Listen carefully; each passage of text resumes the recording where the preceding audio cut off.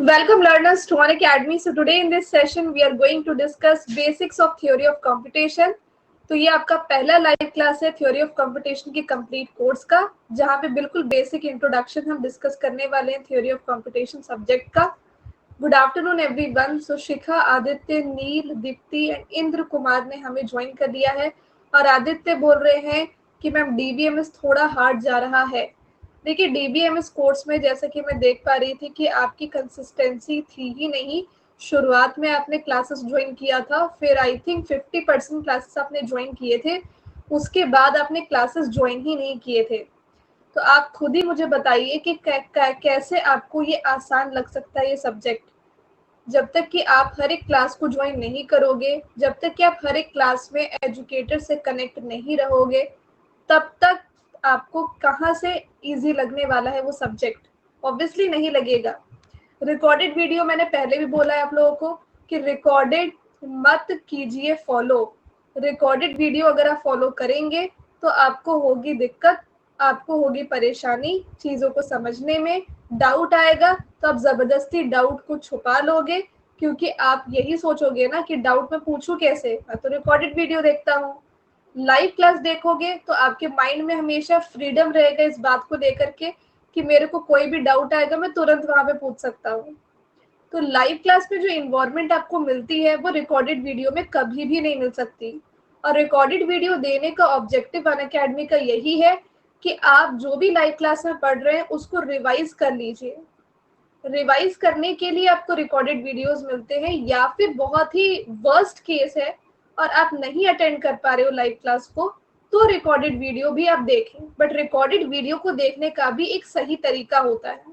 अगर आप recorded video पढ़ रहे हो तो आप डेली टू डेली बेसिस पे एजुकेटर से कम लाइव आकर के 2-3 मिनट ही अटेंड कर रहे क्लास को और एक इंटरेक्शन जमा ले एजुकेटर के साथ, ताकि आपका जो डाउट है वो उसको क्लियर कर पाए.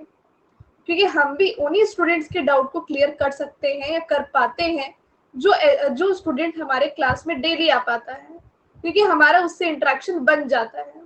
अब आप ही बताइए कि कोई अजनबी आकर के आपसे बात करने की कोशिश करेगा और एकदम से आपसे हेल्प मांगने की कोशिश करेगा, तो क्या आप उसकी हेल्प कर पाओगे?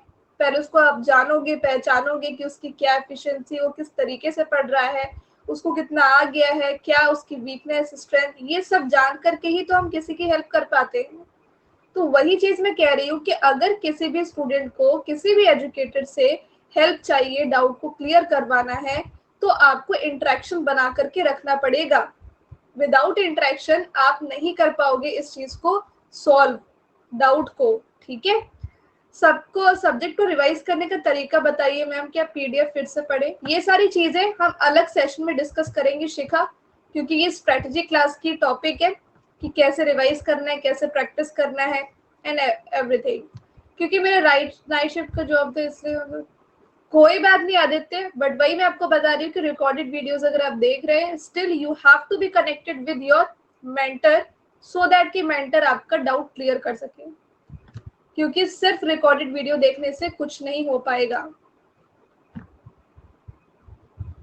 एग्जैक्टली, अटेंड करना बहुत जरूरी है लाइव, बिकॉज लाइव क्लास में ही आपको पता चल पाता है कि असली जो कॉन्सेप्ट है जिसको आप पढ़ने वाले हो या पढ़ने जा रहे हो, जिससे एग्जाम में क्वेश्चंस पूछे जाएंगे, उससे आपको बहुत ज्यादा क्लैरिफिकेशन मिलता है जब आप लाइव अटेंड करते हो. उससे एफिशिएंसी आपकी 100% बन पाती है, पर रिकॉर्डेड वीडियो से आपकी एफिशिएंसी 50% ही बन पाती है किसी भी टॉपिक पे. चलिए, तो हम, और रिकॉर्डेड वीडियो में सबसे खराब चीज ये होती है कि स्टूडेंट के माइंड में होता है कि एजुकेटर लाइव तो है नहीं, तो वो क्वेश्चन को सॉल्व नहीं करते, वो क्वेश्चन को स्किप करके वीडियो को आगे बढ़ा देते हैं. ये कहीं ना कहीं रिकॉर्डेड वीडियो में फुल कंट्रोल आप पे होता है कि आप आगे बढ़ा सकते हो, पीछे कर सकते हो. पर लाइव क्लास में क्या होता है कि अगर कोई क्वेश्चन हमने पूछा है, so you have to answer this question at that time.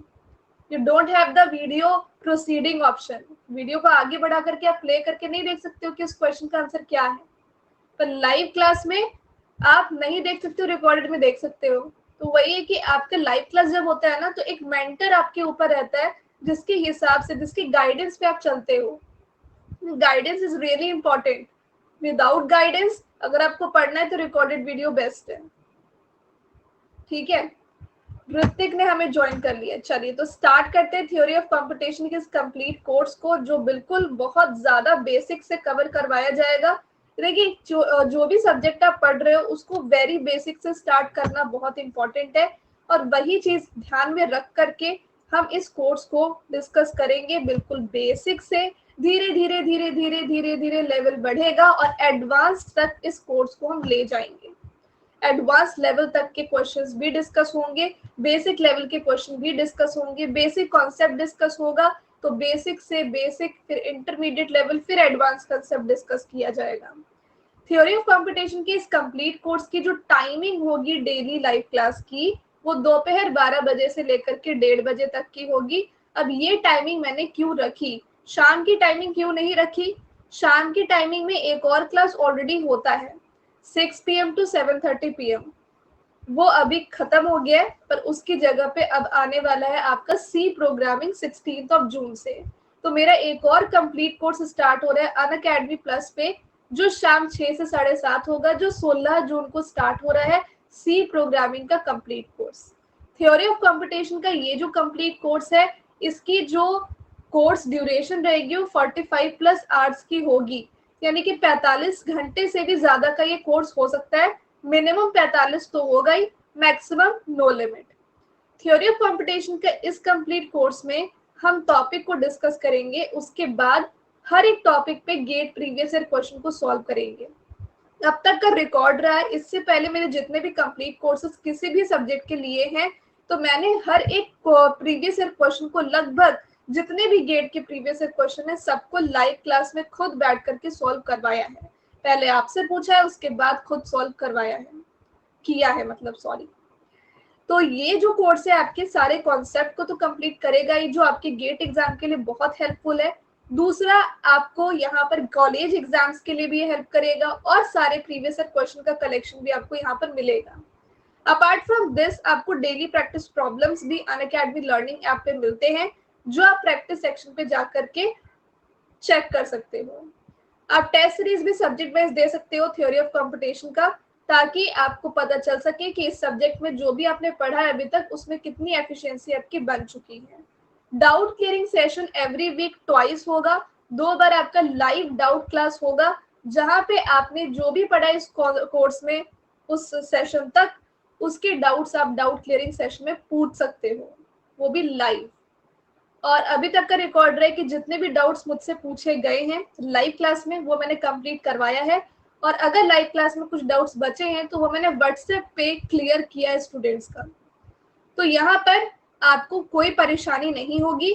अगर आपका कोई डाउट है, जो आप रिकॉर्डेड वीडियो देखते हो, जैसे हो सकता है कि हम किसी पे फोर्स नहीं डाल सकते हैं कि you have to watch live, अगर जॉब है तो you can't attend live class, but still अगर आप रिकॉर्डेड वीडियो भी देखते हो, तो मैंने क्या बोला कि important is the interaction, your interaction with your educator, this is really important.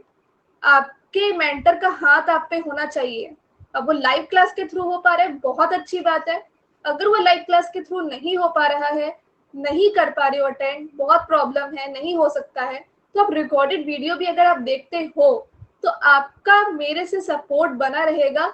अगर आप मुझे यहाँ पर कांटेक्ट करते रहोगे तो, कि मैम आज ये क्लास में समझ नहीं आया, मुझे ये क्वेश्चन समझ में नहीं आया, but you have to be like on time.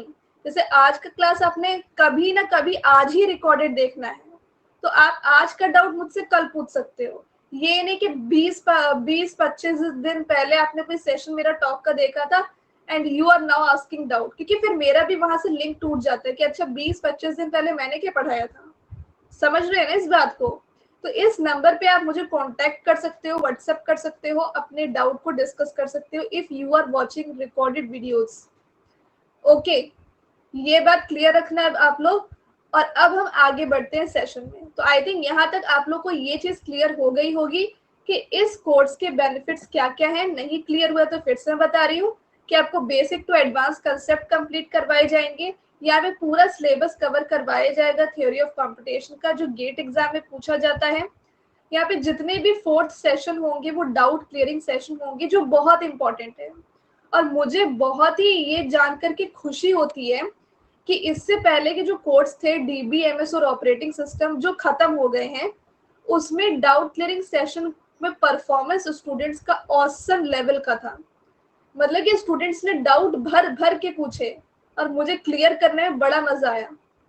तो मेरी आप लोगों से भी यही रिक्वेस्ट है जो इस कोर्स के पार्टिसिपेंट है, स्टूडेंट है, कि आप लोग भी डाउट क्लियरिंग सेशन में अपने भर भर के डाउट्स लेकर के आना, ताकि डाउट क्लियरिंग सेशन का टाइम कम पड़ जाए पर आपके डाउट्स कम ना पड़े।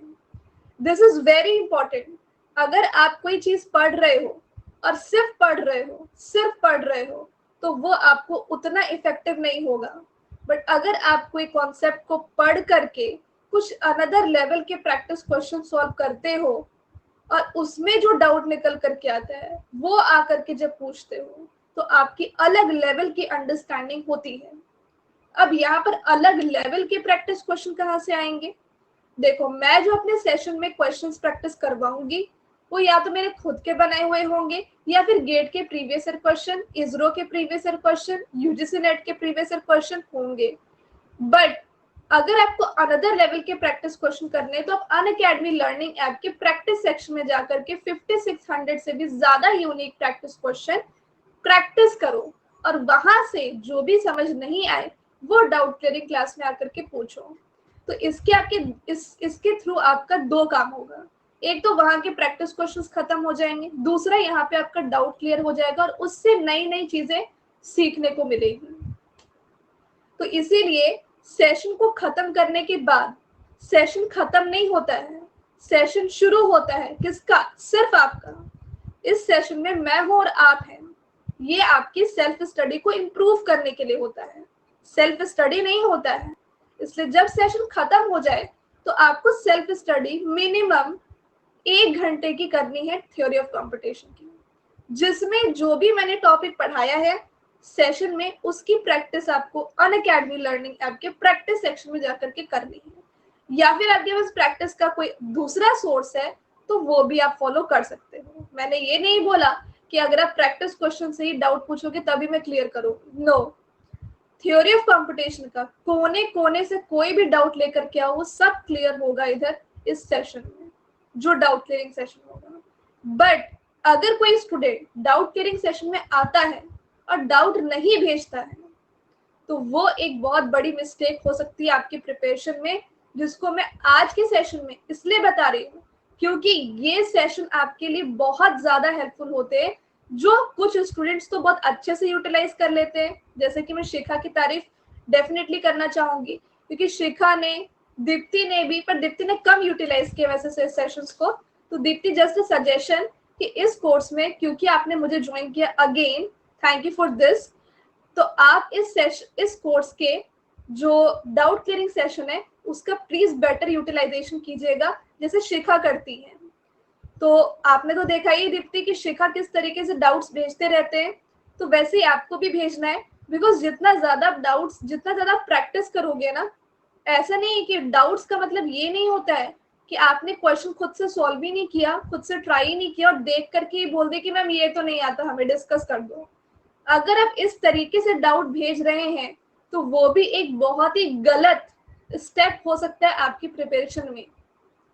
ठीक है, फॉर एग्जाम्पल आपके सामने क्वेश्चन आया, आपने उस क्वेश्चन को सॉल्व किया और नहीं आपका आंसर गलत आया, आपने सॉल्यूशन को रीड किया, आपको सॉल्यूशन समझ में नहीं आया, तब उसको हम डाउट कहते हैं। बट अगर आपके सामने क्वेश्चन है, आपसे वो क्वेश्चन सही हो गया, आपने सॉल्यूशन को रीड किया, आपके क्वेश्चन सॉल्यूशन करने का तरीका अलग था और वहां पे अलग था, तो भी वो डाउट है। अगर आपने क्वेश्चन सॉल्व किया, सही आया, सॉल्यूशन भी आपके सॉल्यूशन से मैच कर रहा है, तब वो डाउट नहीं है। अगर आपने क्वेश्चन सॉल्व ही नहीं किया, देख करके ही डर गए और फिर बोल रहे कि नहीं ये तो मुझसे सॉल्व नहीं हो सकता, तो वो डाउट नहीं है, तो वो आपकी एक मिस्टेक है। पहले आपको खुद सॉल्व करना है उस क्वेश्चन को एनी कॉस्ट पे। अगर नहीं हो पाया सॉल्व, भले सॉल्व हुआ, आंसर गलत आया, सॉल्यूशन रीड करके भी समझ नहीं आया, फिर वो डाउट है। तो मेरे को डाउट क्लियरिंग सेशन में वही क्वेश्चंस आप भेजोगे जिसका सॉल्यूशन रीड करके भी आपको समझ नहीं आएगा। Is that clear everyone? अब ऐसे यूटिलाइज करना है, क्योंकि क्या होता है ना कभी कभी कि स्टूडेंट्स वैसे क्वेश्चन भेजने लगते हैं जो उनको आता है, तो वो थोड़ी दिक्कत वाली बात हो जाएगी, क्योंकि हमें क्वालिटी क्वेश्चंस को कलेक्ट करना है और टाइम को बेटर वे में यूटिलाइज करना है। Short notes guidance, short notes guidance is very important.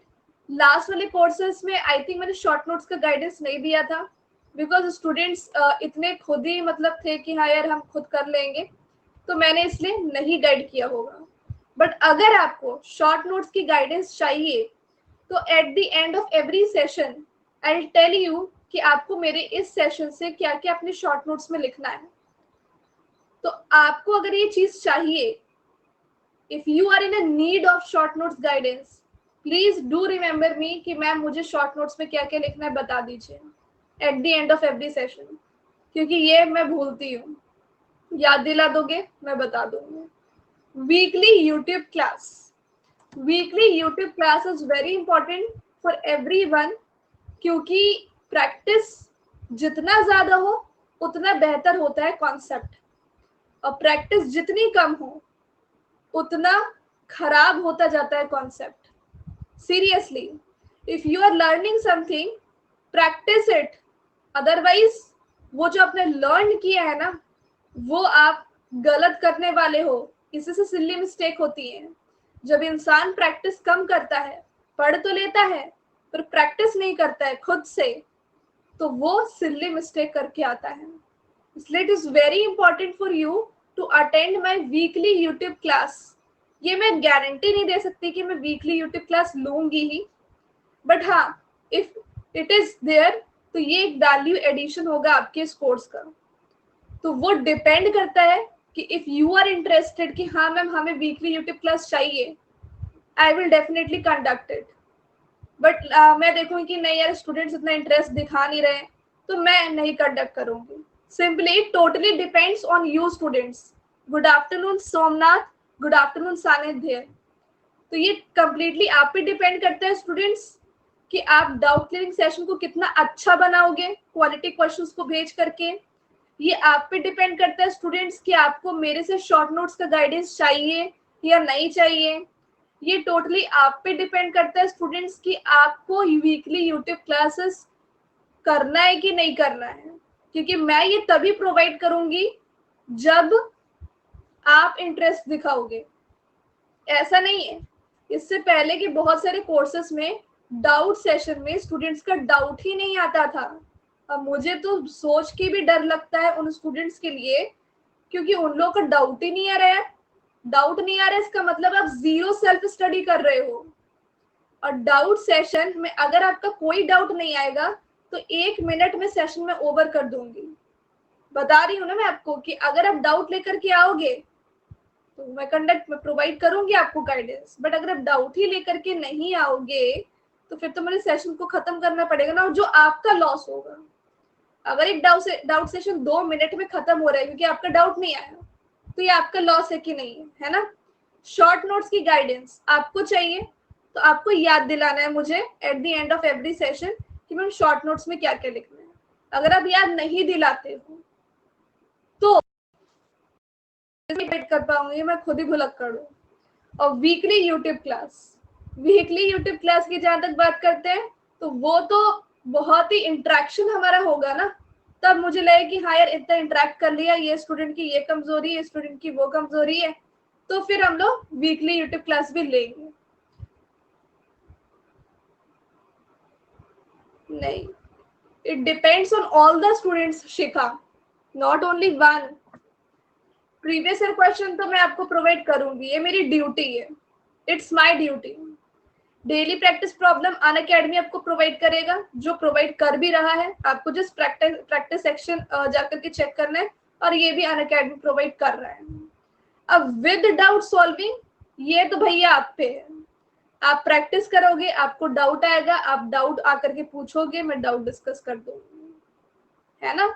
तो इस कोर्स का बेस्ट पार्ट जो है वो बेस्ट तभी बन पाएगा जब आप उसको बनाने में मेहनत करोगे, एफर्ट्स दोगे। एफर्ट्स इन द सेंस, पहली बात तो ये कि लाइव क्लास में बने रहना है। दूसरी बात ये है कि आपको प्रैक्टिस करना है, तीसरी बात ये है, प्रैक्टिस से जो डाउट आए उसको लाइव आकर के पूछना है, शॉर्ट नोट्स के लिए बोलना है और वीकली यूट्यूब क्लास के लिए बोलना है।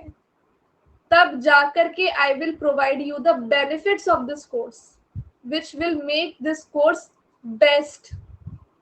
ये कोर्स वर्स्ट भी हो सकता है, और वो कब होगा, जब आपका इंटरेक्शन मुझसे उतना नहीं होगा। आप आओगे पढ़ोगे, डाउट नहीं पूछोगे, शॉर्ट नोट्स के लिए नहीं बोलोगे, वीकली यूट्यूब क्लास नहीं होगा, प्रीवियस ईयर क्वेश्चन पूछा गया तो आंसर नहीं कर रहे हो, क्लियर है तो आप उसका रिप्लाई नहीं कर रहे हो, तो आप उसको वर्स्ट बनाने वाले हो, आप इस कोर्स को वर्स्ट बनाने वाले हो। बेटर ये कब होगा कोर्स, जब एक दो स्टूडेंट्स के डाउट क्वेश्चंस आ रहे हैं, उसी से बाकी स्टूडेंट भी बेचारे उन्हीं के डाउट से सीख रहे हैं, खुद का तो डाउट आता नहीं है, तो ये बेटर होगा। बेस्ट कब होगा ये कोर्स, जब हर एक स्टूडेंट, अगर 10 स्टूडेंट है, 5 स्टूडेंट है, हर एक स्टूडेंट का डाउट आता रहेगा, तब जाकर के ये कोर्स बेस्ट बनेगा। जब हर एक स्टूडेंट हर एक क्वेश्चन को सॉल्व करेगा खुद से, चाहे वो गलत हो सही हो पोल में, तब ये कोर्स बेस्ट बनेगा। जब हर एक स्टूडेंट इस सेशन में पूछे गए सवालों का जवाब देगा, क्लियर बोलूं तो क्लियर बोलेगा, डाउट है तो डाउट बोलेगा, शॉर्ट नोट्स के लिए याद दिलाएगा, वीकली यूट्यूब क्लास के लिए बोल बोल करके परेशान कर देगा, तब जाकर के ये कोर्स बेस्ट बनेगा। क्योंकि कोई भी कोर्स जो है वो डिपेंड करता है उसके पार्टिसिपेंट्स पे। एक दो पार्टिसिपेंट जब अच्छा होगा तो वो कोर्स बेटर जरूर बनेगा, क्योंकि उस एक दो बच्चे से सारी ऑडियंस सीख लेती है। बट सारे जब होंगे ना ऐसे, तब तो मजा ही आ जाएगा। ओके, तो क्या आप लोगों को ये चीजें क्लियर हो रही हैं? अभी पता चल जाएगा कि बेटर होने वाला है कोर्स, बेस्ट होने वाला है कि वर्स्ट होने वाला है, क्योंकि आपका रिस्पॉन्स बहुत इंपॉर्टेंट है। अगर आप कोर्स में रिस्पॉन्स दोगे ना, तो वो कोर्स आपको बहुत अच्छे से नॉलेज प्रोवाइड कर सकता है, क्योंकि यहाँ पे हर एक इंसान को मोटिवेशन चाहिए। जैसे मैं भी हूँ, तो मुझे भी मोटिवेशन चाहिए ना यार, कि मैं बोल रही हूँ, इतना बोल रही हूँ, तो मुझे कोई रिप्लाई मिलेगा, then I will feel motivated कि हाँ यार मेरी बातों को कोई सुन रहा है, समझ रहा है और बोल रहा है। बट अगर कोई स्टूडेंट ऐसा है यहाँ पर, जैसे कि मैंने पूछा क्लियर, तो अभी तुरंत रिप्लाई आदित्य का और शिखा का, बाकी स्टूडेंट्स लग रहा है सुन रहे भी कि नहीं, कि मल्टीटास्किंग में बिजी हैं, कह रहे मैम तो बोल रही है, अभी स्ट्रैटेजी बता रही है, तब तक हम कोई और काम कर लेते हैं। ये जो 1.5 घंटे की क्लास है, उसमें मल्टीटास्किंग मत हो प्लीज। मल्टीटास्किंग अच्छी चीज है, बट पढ़ाई में नहीं। If you are doing study at this time, आपका पूरा फोकस सेशन पे होना चाहिए, क्योंकि एक दो बार भी मिस हो जाती है ना, तो वो जो 100% रिजल्ट आने वाला होता है वो 50% हो जाता है। इसलिए पूरा फोकस इस कोर्स में बनाए रखना। अभी तो लग रहा है बेटर ही है ये कोर्स, बेस्ट तो नहीं है, क्योंकि सबका रिप्लाई नहीं है। क्यों भाई, सुन रहे हो, सुनाई दे रहा है जो मैंने बोला, समझ में आ रहा है कि नहीं आ रहा है? नील, दीप्ति, इंद्र कुमार, ऋतिक, सानिध्य, सोमनाथ, रितेश, हाँ, मतलब कि मुझे जोर जोर से चिल्ला चिल्ला करके पूछना पड़ेगा, तब जा करके आप लोगों का रिप्लाई आएगा।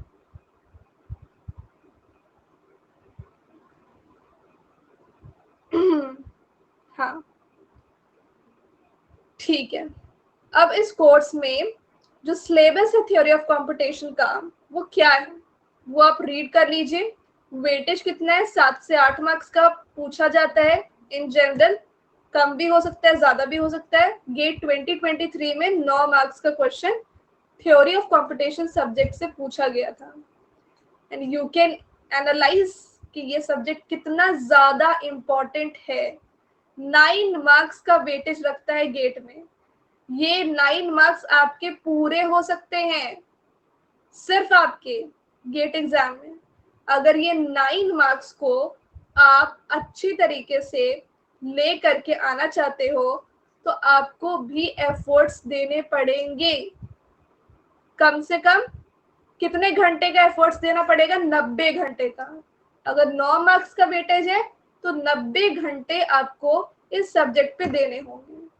45 घंटे तो यही हो जाएंगे जहाँ पे मैं आपके साथ रहूंगी, और 45 घंटे आपको सेल्फ स्टडी करनी है। तब इक्वल वेटेज होगा ना, self study and self study improvement. जब सेल्फ स्टडी करोगे तभी तो सेल्फ स्टडी इम्प्रूव करने के लिए आओगे। तो ये लाइव क्लास आपके लिए सेल्फ स्टडी इम्प्रूवमेंट प्रोग्राम है, जहाँ पे 45 घंटे आप सेल्फ स्टडी करोगे और उसको फिर इम्प्रूव करने के लिए अलग से 45 घंटे लगाओगे। तब 90 घंटे की जो लर्निंग होगी उससे आपको ये 9 marks as a gift GATE में मिल सकते हैं। ये बात क्लियर हुई है आप लोगों को? Is that clear?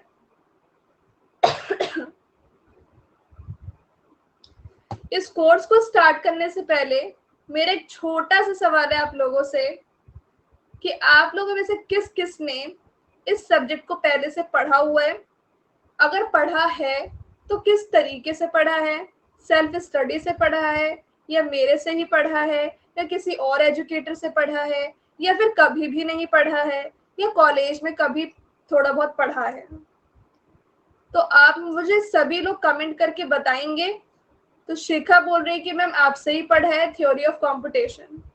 तो शिखा आपको तो ऑलरेडी बहुत अच्छे से आता ही होगा, पर रिकॉर्डेड पढ़ा है। ओके, तो इस बार लाइव पढ़ना है, ठीक है? और ऋतिक बोल रहे हैं कि उन्होंने थ्योरी ऑफ कंपटीशन कभी भी नहीं पढ़ा है, और बाकी लोग मैम हाफ पढ़ा है आपसे रिकॉर्डेड। तो इस बार आदित्य लाइव पढ़ना है और पूरा पढ़ना है। और did 2 recorded classes of yours on talk yesterday? तो सोमनाथ ने भी 2 ही क्लासेस मतलब नहीं पढ़ा है, पर एक बेसिक इंट्रोडक्शन फिर भी है आपके पास कि थ्योरी ऑफ कंपटीशन क्या होता है, क्या क्या चीजें उसमें होती है। ग्रेट। और बाकी जो स्टूडेंट्स हैं वो प्लीज बताएंगे कि आप लोगों ने क्या पढ़ा है कि नहीं पढ़ा है तो कैसे पढ़ा है, किससे पढ़ा है। लाइक नील, दीप्ति आप इतने लेस रिस्पॉन्सिव क्यों हो यार? आपसे तो हमारा इंटरेक्शन डेली होता ही था पिछले कोर्सेस में, फिर भी इतना कम इंटरेक्ट करते हो और कम बोलते हो, कमेंट करते हो, मतलब बोलते हो नहीं, यहाँ पे तो कोई भी नहीं बोलता, पर कमेंट बहुत कम आता है आपका। तो प्लीज बताइए यार। ऋतिक ने बता दिया। Ritesh ma'am in college I have studied, college में पढ़ा है आपने? ओके ठीक है। तो यहाँ पे मुझे समझ में आ गया है कि कुछ लोग हैं जिसको काफी जानकारी है, कुछ लोगों को बिल्कुल भी जानकारी नहीं है, और कुछ लोग इंटरमीडिएट लेवल पे है। तो अभी मैं आप लोगों से एक रिक्वेस्ट करना चाहती हूँ कि आपने जो भी पढ़ा है थ्योरी ऑफ कंपटीशन में, वो सब कुछ अपने माइंड से रिमूव कर दीजिए। अगर आपने मेरे कोर्सेज से पढ़ा है तो वो भी रिमूव कर दीजिए। अगर आपने पढ़ाई नहीं है तो वो तो ऑलरेडी रिमूव्ड है, और अगर अपने कॉलेज में थोड़ा बहुत पढ़ा है तो वो भी हटा दीजिए अपने माइंड से। क्या आप लोगों ने अपना जो माइंड है वो 0 नॉलेज पे ले आया है थ्योरी ऑफ कंपटीशन पे? आप बस ये सोच के चलना इस कोर्स में कि इससे पहले मुझे थ्योरी ऑफ कंपटीशन में कुछ नहीं आता है, इनफैक्ट मुझे ये भी नहीं पता कि कंप्यूटेशन होता क्या है। क्या आपने 0 माइंड पे ले आया है स्टॉक सब्जेक्ट को? तो आप 0 कमेंट करके बताओगे, बिकॉज आपकी जो भी हाफ लर्निंग है, मैं नहीं चाहती कि आपकी आने वाली फुल लर्निंग को किसी भी तरीके से इम्पैक्ट करे। तो आपको जो भी आपने पढ़ा सब भूल जाइए, सब भूल जाइए, क्योंकि अभी आप जो पढ़ने वाले हो वो बिल्कुल बेसिक से होगा, बिगिनर लेवल का होगा। बिगिनर से धीरे धीरे हम ऊपर बढ़ेंगे। इसलिए मुझे इस कोर्स में कोई भी ऐसा क्वेश्चन नहीं आना चाहिए डाउट सेशन में जो आपने पहले का पढ़ा हो और पहले के डाउट को लेकर के आप माइंड में उसको लेकर डिस्टर्ब हो। तो मैंने कई बार देखा है कि प्रीवियस कोर्सेज में स्टूडेंट्स क्या करते हैं कि वो पहले कहीं से पढ़ते हैं, फिर उनको पहले का ही डाउट जो है उनके माइंड में रहता है, और करंट जो लर्निंग हो रही होती है उस पे उनका ध्यान कम होता है। तो वो चीज इस कोर्स में नहीं होनी चाहिए। इसीलिए मैंने आपको बोला कि अपना जो माइंड है टॉक सब्जेक्ट के नॉलेज के लिए वो 0 कर ले। और इस तरीके से हम धीरे धीरे आगे बढ़ेंगे। ओके, तो पहले का पढ़ा हुआ सब कुछ भूलना है, तभी आगे बढ़ना आसान होगा। सिलेबस यहाँ पर regular expressions and finite automata, context free grammar pushdown automata, regular and context free language, pumping lemma, Turing machine and undecidability है।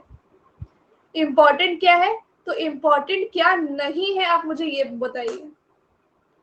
सारी टॉपिक यहाँ पर जो भी लिखी है ना, मतलब एक ऐसा इकलौता सब्जेक्ट है थ्योरी ऑफ कंपटीशन जिसमें जब एक स्टूडेंट पूछता है कि इम्पोर्टेंट क्या है, भाई इम्पोर्टेंट सभी है यहाँ पर। जैसे अगर ये सवाल आप कंप्यूटर नेटवर्क से पूछोगे, मैं बोलूंगी यार फ्लो कंट्रोल प्रोटोकॉल इंपॉर्टेंट है, टीसीपी हेडर इंपॉर्टेंट है, IPv4 हेडर इंपॉर्टेंट है, वहां पे पता चलता है कि क्या इंपॉर्टेंट है। बट ये एक ऐसा सब्जेक्ट है जहाँ पे आप फिल्ट्रेशन नहीं लगा सकते हो कि क्या इंपॉर्टेंट है क्या नहीं इंपॉर्टेंट है। एवरी टॉपिक इज इंपॉर्टेंट और कुछ भी पूछ लिया जा सकता है। ओके और फिर भी मैंने यहाँ पर कुछ फिल्ट्रेशन लगाई है, बट उसमें भी आपको लगेगी मैम ये तो पूरा सिलेबस ही है। ओके मैम ये तो पूरा सिलेबस है जो आपने लिखा, तो सारी तो यस सारे टॉपिक्स इंपॉर्टेंट है थ्योरी ऑफ कंपटीशन में। बस यहाँ पे मैंने क्या किया है कि ये जो टॉपिक्स लिखी हुई है उसके अंदर के टॉपिक्स क्या क्या पूछे जाते हैं वो मैंने लिख लिया है। जैसे रेगुलर एक्सप्रेशन की प्रॉपर्टी से कई बार क्वेश्चन आए हैं, आर्डेन्स थ्योरम, नंबर ऑफ स्टेट्स को फाइंड आउट करना, मिनिमाइजेशन ऑफ डीएफए, एनएफए को डीएफए में कन्वर्ट करना, पंपिंग लेमा थोड़ा कम पूछा जाता है, मिलिंग एंड मूरी मशीन भी कम पूछा जाता है, तो ये थोड़े कम पूछे जाते हैं। ये बहुत इंपॉर्टेंट है, बहुत ज्यादा। यस ये भी बहुत बहुत बहुत ज्यादा। Okay best books, ma'am I am dropper have joined plus on a week how to complete syllabus. Complete syllabus तभी होगा जब आप लाइव क्लास आना स्टार्ट करोगे। ओके जब आप लाइव क्लास स्टार्ट करना शुरू करोगे तो ही आपका सिलेबस कंप्लीट होगा। Aniket, so Michael Sipser, KLP Mishra, Peter Linz, ये सारे बेस्ट बुक्स हैं थ्योरी ऑफ कंपटीशन के, जिसको आप फॉलो कर सकते हो किसी एक को अगर आपको फॉलो करने की जरूरत पड़ी तो। वैसे मुझे ये बता दूं मैं आपको कि अगर आप इस कोर्स को कंप्लीटली फॉलो कर रहे हो डेली लाइव क्लास आकर के, तो आपको कोई भी बुक को फॉलो करने की जरूरत नहीं है। चलिए, तो यहाँ तक जो भी आपको चीजें मुझे बतानी थी इस कोर्स के बारे में, आपको कैसे पढ़ना है, एवरीथिंग मैंने आपको बता दिया है। स्टिल आपका कोई डाउट है तो आप मुझसे पूछ सकते हो इस कोर्स के बारे में।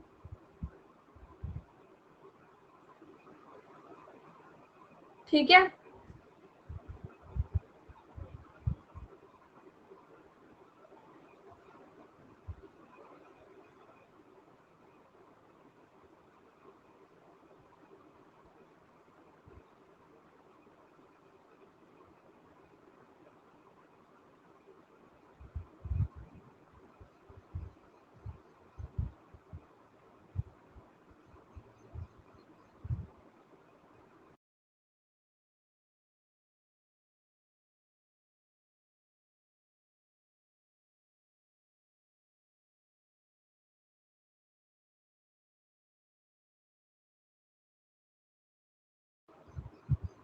तो सोमनाथ, आदित्य, अनिकेत को कोई डाउट है तो प्लीज पूछिए।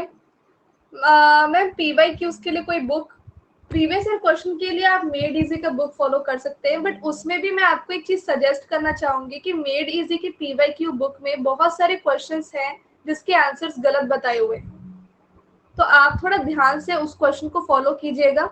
आप वहां पर मेड इजी की PYQ बुक को इसलिए फॉलो कीजिएगा क्योंकि वहां पे क्वेश्चन का कलेक्शन आपको मिल जाएगा, बट सॉल्यूशंस के लिए आप मुझे रेफर कीजिएगा। Okay GFG, gigs for gigs website को भी आप फॉलो कर सकते हैं, जहाँ पे आपको गेट के प्रीवियस ईयर क्वेश्चन का complete collection with detailed solution मिलता है। अगर आप चाहते हैं कि आप कोई बुक नहीं खरीदना चाहते, आपका ऑनलाइन ही काम हो जाए, तो GateExamSite.com भी एक वेबसाइट है जिसमें आपको प्रीवियस ईयर क्वेश्चन का कलेक्शन मिल जाएगा। ओके आदित्य, मैंने educated live classes of same subject already finished. मैंने एजुकेटेड लाइव क्लासेस ऑफ, देखिए बहुत सारे एजुकेटर है अनअकैडमी में जो सेम सब्जेक्ट्स पढ़ाते हैं। जैसे कि जरूरी नहीं कि थ्योरी ऑफ कंपटीशन मैं ही पढ़ा रही हूँ, मेरे अलावा और भी बहुत सारे एजुकेटर हैं अनअकैडमी पे जो थ्योरी ऑफ कंपटीशन सब्जेक्ट को पढ़ाते हैं। उधर अलग लेवल के क्वेश्चंस आपको मिलेंगे, यहाँ अलग लेवल के क्वेश्चंस आपको मिलेंगे। स्टिल अगर आपको लग रहा है कि आपने किसी और एजुकेटर से आप ज्यादा कनेक्ट हो पा रहे हो तो आप उनको फॉलो कीजिए। Okay, because connection is very important. if you are connecting with a educator, if you are connecting with an educator, तो आपको उनको ही फॉलो करना चाहिए। आप मेरे क्लास में आए हो, अगर आपको मेरी चीजें समझ में आ रही है तो आप मुझे फॉलो करें, पर उस काम को करने में देरी ना कर दे। अब ये नहीं कि आज एक क्लास देखा आज से ही डिसाइड कर लो कि भाई फॉलो करना है कि नहीं करना है। अगर समझ में आई है आज की बातें तो आज फॉलो करना स्टार्ट कर दो, पर 4-5 क्लासेस के बाद आप डिसाइड करते हो कि यार ये एजुकेटर को समझ नहीं आ रहा है, तो आप कभी नहीं पढ़ पाओगे फिर, क्योंकि आप टाइम वेस्ट कर रहे हो यही चीज चेक करने में कि किस एजुकेटर का ज्यादा अच्छा है, किस एजुकेटर का ज्यादा बुरा है, जो भी है। ओके, तो यहाँ पे कंफ्यूजन तो है अनअकैडमी पे, इस चीज को लेकर के बहुत सारे स्टूडेंट्स का कंफ्यूजन है, पर कुछ लोग इस चीज को अपॉर्चुनिटी समझ करके आगे बढ़ते हैं। वो देखते हैं कि यार इस एजुकेटर को कंटेंट तो मैंने कंप्लीट कर लिया, देखते हैं कि दूसरे एजुकेटर ने टॉप में क्या पढ़ाया है, और वो दूसरे एजुकेटर के सिर्फ पीडीएफ नोट्स को डाउनलोड करके पीडीएफ नोट्स को चेक करते हैं और ये देखते हैं कि मुझे सारी चीजें समझ में आ रही है कि नहीं, क्योंकि मैंने तो टॉप ऑलरेडी किसी और एजुकेटर से पढ़ लिया है। अगर कोई चीज समझ में नहीं आती है तो वो अपने प्रीवियस एजुकेटर को जा करके पूछते हैं कि हम ये तो आपने अपने कंटेंट में नहीं करवाया है। अगर आप, तो ऑब्वियसली क्वेश्चंस तो बहुत, हर एक सब्जेक्ट के क्वेश्चंस तो कितने भी बन सकते हैं, तो वो आप प्रीवियस एजुकेटर से जाकर के हाँ डाउट पूछ सकते हो। एक बहुत इंपॉर्टेंट चीज मुझे यहाँ से अनिकेत के क्वेश्चन से आया है कि थ्योरी ऑफ कंपटीशन 4-5 एजुकेटर पढ़ाते हैं। आप मेरा जब पूरा कंप्लीट कर लोगे ना, आपका टास्क ये है कि आप उन सारे एजुकेटर के पीडीएफ नोट्स को डाउनलोड करोगे जो टॉप को पढ़ाते हैं, और उनके सिर्फ पीडीएफ नोट्स को थ्रू आउट चेक करोगे कि सब कुछ आ रहा है कि नहीं। आपको कोई चीज अगर आपको लगती है कि ये थोड़ी अलग है, ये समझ नहीं आई, तो आप मुझसे कांटेक्ट करोगे कि मैम ये चीज जो है ना, मैंने उन एजुकेटर का देखा था, टॉक मैंने आपसे पढ़ा है, तो ये चीज मुझे समझ नहीं आ रही, आप मुझे प्लीज समझा दो।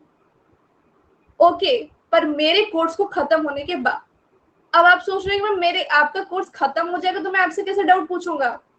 मैंने आपको बता दिया ना ऑलरेडी, कनेक्ट रहना इधर से, यहाँ से कनेक्शन बना के रखना है मेरे से आपको कोर्स को खत्म करने के बाद भी, ठीक है। और मैं प्रैक्टिस क्वेश्चन करेंगे या फिर पीवाईक्यू बुक करें, दोनों। सिर्फ प्रीवियस ईयर क्वेश्चन सॉल्व करके आप प्रैक्टिस को कंप्लीटली 100% नहीं कह सकते हो। प्रीवियस ईयर क्वेश्चन, अनअकैडमी का प्रैक्टिस सेक्शन और अनअकैडमी का टेस्ट सीरीज, ये तीन चीज मिलकर के आपको प्रैक्टिस करवाएगी। वैसे प्रैक्टिस के मल्टीपल रिसोर्सेस हैं।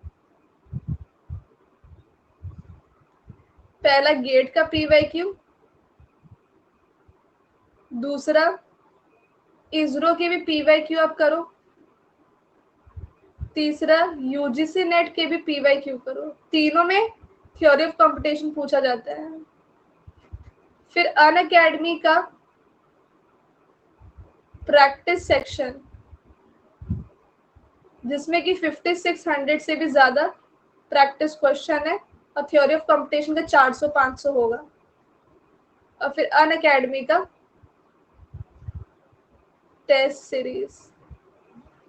पर ये आपको, ये जो चीज है ये आफ्टर कोर्स कंप्लीशन करना है, क्योंकि सब्जेक्ट वाइज टेस्ट सीरीज तो पूरा सब्जेक्ट को कंप्लीट करने के बाद ही दे सकते हो ना, और डाउट व्हाट्सएप पे पूछना है।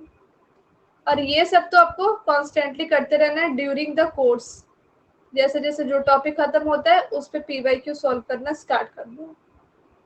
ठीक है, तो ये प्रैक्टिस के रिसोर्सेज से तभी आप कह सकते हो शिखा कि हाँ अब प्रैक्टिस हमारी पूरी हुई है। अनअकैडमी के प्रिंटेड नोट्स कैसे यूज कर सकते हैं, तो वो तो सबसे बढ़िया चीज है। जैसे मान लीजिए कि मैंने आज इंट्रोडक्शन ऑफ टॉक पढ़ाया, तो जब सेशन खत्म हो जाए तो सेल्फ स्टडी के दौरान आप अनअकैडमी के जो प्रिंटेड बुक्स है वहां पे टॉक का इंट्रोडक्शन पढ़ें, तो उससे आपका जल्दी रिवीजन होगा, क्योंकि जो मैं यहाँ पे पढ़ा रही हूँ वही चीज वहां पे भी होगी। तो आफ्टर एवरी सेशन आपको वो बुक को देखना है और जो भी मैंने पढ़ाया है उसको उस बुक से रिवाइज कर देना है। ऋतिक, और हो सके तो जैसे कल मैं पढ़ाने वाली हूँ फाइनाइट ऑटोमेटा, तो जिसके पास बुक्स है तो वो काफी अच्छा यूटिलाइजेशन कर सकते हैं कि जो भी कल मैं पढ़ाने वाली हूँ उसको खुद पहले पढ़ लो उस बुक से। तो क्या होता है कि जब कोई टॉपिक एक एजुकेटर पढ़ाता है ना, उससे पहले अगर आप कोई टॉपिक खुद से पढ़ लेते हो फिर आप उसका सेशन लेते हो, तो आप उसमें से ज्यादा डाउट पूछ सकते हो और आपको ज्यादा क्लैरिफिकेशन उस टॉपिक से मिल सकती है। तो प्रिंटेड बुक्स के दो फायदे हैं।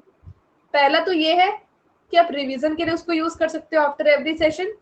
दूसरा कि सेशन से पहले सेशन दूसरे मतलब ये कल के सेशन का आज ही आप पढ़ लो, जो कल मैं पढ़ाने वाली हूँ पहली बार उसको थोड़ा सा खुद पहले पढ़ लो, तो आपको ज्यादा वहां पर रिलेटेबल लगेगा वो टॉपिक।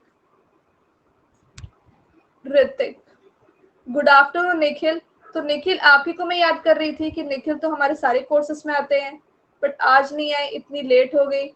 मुझे लग रहा था कि आप शायद इस कोर्स को ज्वाइन ही नहीं करोगे, क्योंकि आपने भी बहुत मदद की है मेरी, आपने और शिखा ने प्रीवियस कोर्सेस में डाउट्स पूछ करके। तो ये काफी अच्छा लगता है, आप दोनों की ही ये चीजें मुझे बहुत अच्छी लगती है कि आप लोग डाउट क्लियरिंग सेशन को एकदम फ्रूटफुल बना देते हो।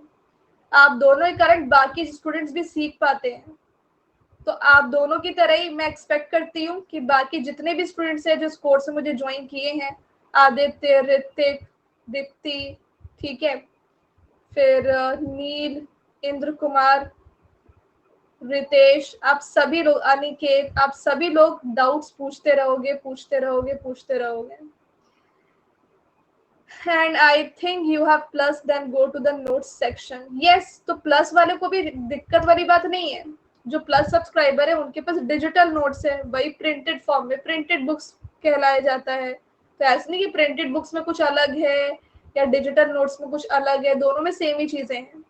बस प्रिंटेड नोट्स जो हैं वो हार्ड कॉपी में है। तो जिसके पास प्रिंटेड नोट्स नहीं, जैसे आदित्य आप प्लस सब्सक्राइबर हो, तो आप डिजिटल नोट्स को रेफर कर सकते हो। तो इस तरीके से। एंड ऋतिक आइकॉनिक है, यस वो तो डिस्प्ले होता है, क्योंकि एक्चुअली मुझे पता चल जाता है कौन आइकॉनिक है कौन प्लस है। जो आइकॉनिक है वो येलो डिस्प्ले होते हैं और जो प्लस है वो नॉर्मली डिस्प्ले होते हैं। तो आइकॉनिक वालों के पास तो प्रिंटेड नोट्स हो गई। हाँ, ओके, और किसी कोई दिक्कत कोई परेशानी तो प्लीज पूछ लीजिए। Before starting this course I would like to ask you one question कि थ्योरी ऑफ कंपटीशन जो सब्जेक्ट हम पढ़ने वाले हैं, जिसको हम ऑटोमेटा थ्योरी भी कहते हैं, जिसको हम थ्योरी ऑफ ऑटोमेटा भी कहते हैं, उसमें जो थ्योरी वर्ड आ रहा है बार बार, ये क्या रेफर करता है? Any idea? ओके, डाउट आ रहा है मैम, इतना टाइम नहीं मिल पाता है, गेट फ्लो ओवरफ्लो बुक और अनअकैडमी इनफ होगा? टाइम तो देखो निकालना पड़ेगा ना। गेट एग्जाम आप क्रैक करोगे, जॉब आपकी लगेगी, सैलरी आपको मिलेगी। तो क्या जब सैलरी मिलती है किसी भी स्टूडेंट को या किसी भी बंदे को, तो क्या वो ये कहता है कि नहीं नहीं मेरे से इतना काम नहीं हो पाएगा, मेरे पास इतना टाइम नहीं है? फिर बोलता है बॉस सैलरी काट लेंगे तुम्हारी, तो टाइम मैनेज करके काम करता है ना, बोलता है कि नहीं सैलरी तो कटने नहीं देंगे। तो बस ये जो नॉलेज आपको यहाँ मिल रही है ना, उसको सैलरी ही समझ करके चलो, क्योंकि अगर नॉलेज के लिए टाइम नहीं निकालोगे तो नॉलेज कट होगा, नॉलेज कट होगा तो एग्जाम में मार्क्स कट होंगे, एग्जाम में मार्क्स कट होंगे तो सैलरी ही नहीं मिलेगी। तो बस ये समझ के चलो कि आप अभी एक जॉब कर रहे हो और इस जॉब में आपको कंप्लीट सैलरी चाहिए, तो आपको पूरा टाइम देना होगा और अच्छे से देना है। तो आपको मैंने स्ट्रेटजी बता दी। Now it's up to you Shikha कि आप टाइम मैनेज कर पाते हो कि नहीं कर पाते हो। बट मेरे अकॉर्डिंग तो आपको इतने सारे प्रैक्टिस क्वेश्चन करने चाहिए, क्योंकि प्रैक्टिस क्वेश्चन करोगे तभी डाउट्स आएंगे, और डाउट्स आएंगे तभी आप कॉन्सेप्ट को अच्छे से पढ़ पाओगे, समझ पाओगे, प्रैक्टिस कर पाओगे। Aniket, from where to get short notes and one page SRP PDF? Short notes, page SRP, ये सब अभी कुछ भी यूटिलाइजेशन के लिए नहीं है। इनको यूटिलाइजेशन बिल्कुल एग्जाम के अंत में किया जाता है, अभी उसकी कोई जरूरत नहीं है। It's better to have your own notes and revise it, don't get the SRP। Ma'am कोई फायदा नहीं आइकॉनिक होने में, क्योंकि मेंटर बोलते हैं वहां की अभी तो बहुत टाइम है, पहले कोर्स करो फिर बाद में PYQs करना। देखिए आइकॉनिक सब्सक्रिप्शन में फायदा है कि नुकसान है वो तो मुझे भी नहीं पता, पर हमें यही बताया जाता है कि ये है फायदा, तो ये बता दो। अब फायदा मिल रहा है स्टूडेंट को, नहीं मिल रहा है वो हमें भी नहीं पता होता है। तो शिखा, मेंटर अगर ऐसा बोलता है ना तो उसको बोलो आप कि मैंने तो पहले भी पढ़ा है गेट के एग्जाम के लिए, मैं रिपीटर हूँ, मुझे तो अभी बताइए। अब नहीं बताते फिर मुझे बताओ, फिर मुझे बताओ, तब हम देखते हैं कि आगे क्या हो सकता है। क्योंकि अगर आपने पैसे दिए हैं, आपने सब्सक्रिप्शन लिया है, आपने अपना टाइम दिया है, तो आपको फुल सपोर्ट यहाँ से मिलना चाहिए, ठीक है। पर पहले आप एक मौका दे करके देखें मेंटर को, बोले कि मैं एक रिपीटर हूँ और मुझे इस बार गेट एग्जाम अच्छा मार्क्स लेकर के, रैंक अच्छी लेकर के आनी है, तो उसके लिए मुझे पूरा सहयोग दें अपना, और इसीलिए मैं आपसे PYQ का डाउट पूछ रही हूँ, तो उसको सॉल्व कीजिए। नहीं करते हैं फिर आप मुझे बताना। सोमनाथ पूछ रहे हैं कि कैसे मशीन वर्क करती है, थ्योरी का मतलब आप बता रहे हो या मुझसे ही क्वेश्चन पूछ रहे हो? सोमनाथ, देखो मशीन ऑटोमेटिकली काम करती है, जितने ही मशीन होते हैं वो ऑटोमेटिक ही काम करते हैं। वॉशिंग मशीन है, कपड़े डाले, स्विच ऑन किया, वॉशिंग मशीन से कपड़ा धुल करके निकल करके आ भी गया, तो ऑटोमेटिक होता है सोमनाथ। आदित्य सेइंग कि किसी चीज को डिटेल में पढ़ना, बट बस किस चीज को रेफरेंस से और प्रैक्टिकली नहीं। ओके, तो Aditya saying that definition of theory कि किसी भी चीज को डिटेल में पढ़ना है बट प्रैक्टिकली नहीं पढ़ना है। तो थ्योरी का उल्टा प्रैक्टिकल होता है। प्रैक्टिकली हम ये देखते हैं कि वो चीज कैसे हो रही है, और थ्योरेटिकली हम उस चीज को सिर्फ पढ़ पाते हैं। बिल्कुल सही। ऋतिक सिंह की इसरो यूजीसी नेट कोई बुक खरीदने की जरूरत नहीं है, आपको गिग्स फॉर गिग्स वेबसाइट पे मिल जाएगा, टेक्स्ट बुक वेबसाइट पे भी मिल जाएगा, इन दोनों का प्रीवियस ईयर क्वेश्चन, और सॉल्यूशंस अड्डा में भी मिल जाएगा। तो आप वेबसाइट को चेक करें, बुक खरीद के अपने पैसे खर्च ना करें, ओके। क्योंकि एक तो बुक्स में गलत सॉल्यूशन भी दिया रहता है, दूसरा ये पैसे भी लगते हैं। तो इट्स बेटर कि ऑनलाइन में अभी जो भी देखो, अब क्या है कि जमाना अपग्रेड हो गया है, अब सब कुछ ऑनलाइन हो रहा है, और ऑनलाइन में चीजें अपग्रेडेड मिलती है, सही मिलती है और एक्यूरेट मिलती है। और ऑफलाइन अब थोड़ा पुराना फैशन हो गया है, बुक्स को फॉलो करना थोड़ा पुराना फैशन हो गया है। बट बुक्स डेफिनेटली अच्छी होती है, पर वो तभी अच्छी होती है जब वो सही हो। मैं नहीं बोल रही कि आप बुक्स को फॉलो बिल्कुल भी ना करें, बट मैं ये बोल रही कि आप उस बुक को फॉलो करें जो सही है। अभी मुझे नहीं लग रहा है कि यहाँ पे कोई भी ऐसी बुक है मार्केट में गेट एग्जाम के लिए जो आपको एक्यूरेट इंफॉर्मेशन और एक्यूरेट आंसर देती हो। 50 क्वेश्चन में अगर एक भी क्वेश्चन गलत है तो आप कहीं ना कहीं अपना टाइम वेस्ट कर रहे हो उसमें। तो इसीलिए ऑनलाइन डेटा को रेफर करो जो अपग्रेडेड होती है, ठीक है। तो थ्योरी का डेफिनेशन बता दिया है। थ्योरी मतलब कि जो चीज आपको डिटेल्ड स्टडी करवाए पर वो कैसे हो रही है, प्रैक्टिकली कैसे इंप्लीमेंट हो रही है वो ना बताएं। तो थ्योरी ऑफ कंपटीशन में थ्योरी का मतलब ये होता है। थ्योरी ऑफ कंपटीशन को थ्योरी ऑफ ऑटोमेटा भी कहते हैं, ऑटोमेटा थ्योरी भी कहते हैं। उसमें ऑटोमेटा क्या होता है? ऑटोमेटन एक तरीके का मशीन होता है जिसमें कि हम कुछ फंक्शंस को परफॉर्म करते हैं without direct participation of man. मतलब कि यहाँ पे मैन का डायरेक्ट पार्टिसिपेशन नहीं होता है, इनडायरेक्ट होता है। जैसे वॉशिंग मशीन भी एक ऑटोमेटा है, एक मशीन है जहाँ पे आप कपड़े डालते हो, फिर वो धुल के निकल जाते हैं, तो वो अंदर वो मशीन ही वर्क करती है। बस मैन क्या करता है कि वो स्विच को ऑन ऑफ करता है, तो उसका पार्टिसिपेशन होता है पर डायरेक्ट नहीं होता, इनडायरेक्ट होता है।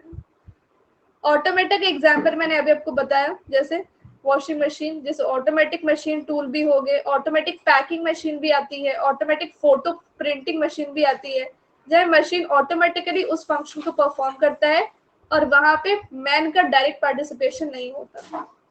अगर आप ऑटोमेटा की डायग्राम को देखोगे तो वो बिल्कुल इस तरीके से आपको नजर आएगी किसी भी ऑटोमेटा की, जिसमें कि एक मशीन है, उस मशीन को आप कुछ इनपुट दे रहे हो और वो आउटपुट देती है।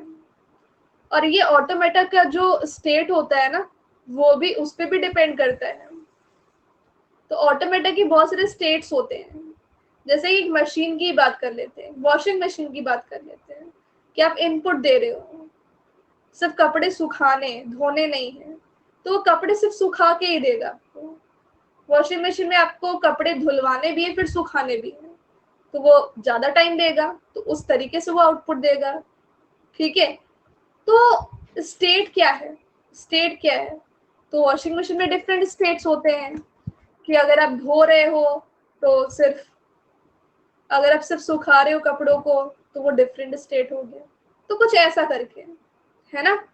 तो यहाँ पर मशीन जो होती है, कोई भी मशीन हो, उसको आप इनपुट दोगे, वो प्रोसेस होगी स्टेट्स के थ्रू, और फिर वो आउटपुट प्रोड्यूस आपको करेगी, जस्ट लाइक अ कंप्यूटर। जैसे कंप्यूटर क्या करता है, कंप्यूटर को भी हम कुछ इनपुट देते हैं और वो उस इनपुट को प्रोसेस करके आउटपुट देता है। वैसे ही ऑटोमेटा भी करता है। कंप्यूटर भी एक मशीन है, कंप्यूटर भी एक मशीन है। अगर मैं यहाँ पर ऐसे लिख रही हूँ तो ये आपको डिस्प्ले हो रहा है एज एन आउटपुट। मैंने लिखा, मैंने इनपुट दिया, तभी तो आउटपुट डिस्प्ले हुआ। बट अगर मैं नहीं लिख रही और मैं यहाँ पर की को प्रेस कर रही हूँ, तो की को प्रेस करने से आपसे मेरा इंटरफेस हो ही नहीं पाएगा। ओके, क्योंकि I have to use this, I have to use this, otherwise मैं आपको नहीं पढ़ा पाऊंगी, क्योंकि मैं लिख ही नहीं पाऊंगी। तो ये एक ऐसा स्टेट है जहां पे आप इनपुट दोगे तो आउटपुट आएगा। So this is automaton. हम इनडायरेक्ट पार्टिसिपेशन के लिए ह्यूमन नीड ही तो एग्जाम्पल कोई होगा। वॉशिंग मशीन का एग्जाम्पल दिया, वहां पे इनडायरेक्ट पार्टिसिपेशन ही तो हो रहा है। वहां पे ऐसा तो नहीं वॉशिंग मशीन के अंदर हम लोग जा करके बैठ के वहां पे कपड़े धो रहे हैं। वॉशिंग मशीन ही धो रहा है कपड़े, बस हमने स्विच ऑन ऑफ किया, हमने पार्टिसिपेशन किया, बट हमने कपड़े धोए नहीं, कपड़े मशीन ने धोए। हमने जस्ट उसको इनपुट दिया स्विच ऑन ऑफ करके, ऑन किया तो इनपुट दिया, ऑफ किया तो आउटपुट निकल करके आ गया। तो वो इनडायरेक्ट पार्टिसिपेशन ही हुआ ना आदित्य। यस।